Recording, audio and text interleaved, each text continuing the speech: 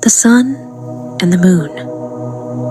There was a time when the sun and the moon were so close that they rose and set together.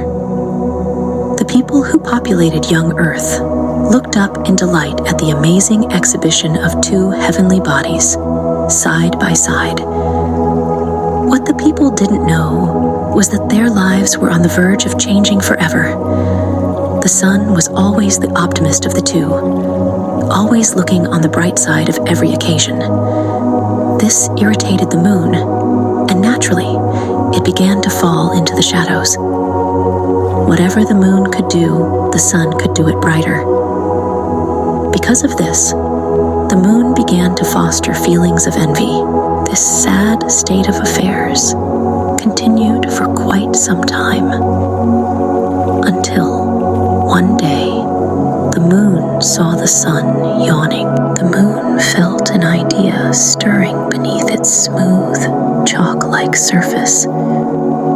For its scars that we see today didn't come until much later. So the sun plodded ever so slowly over to the west and laid its head down to rest. And the moon shone proudly and watched over the people as they slept.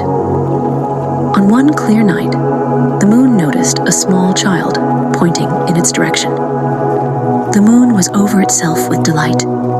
It had been spotted.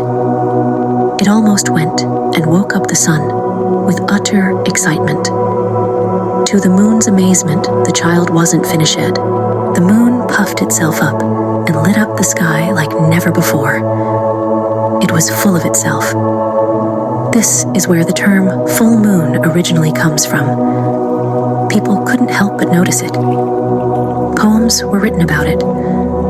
Songs were sung. Paintings were painted. The seas and lakes chose to reflect on it. The tides began to listen to it. Cows dreamt of leaping over it. People would take late-night walks and thank it for its guidance along their path. Not many people know this, but the sun gets many nightmares.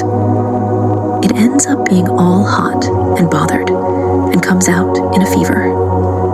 So on clear nights, when the moon is nowhere to be seen, please know it hasn't grown impatient and left its post.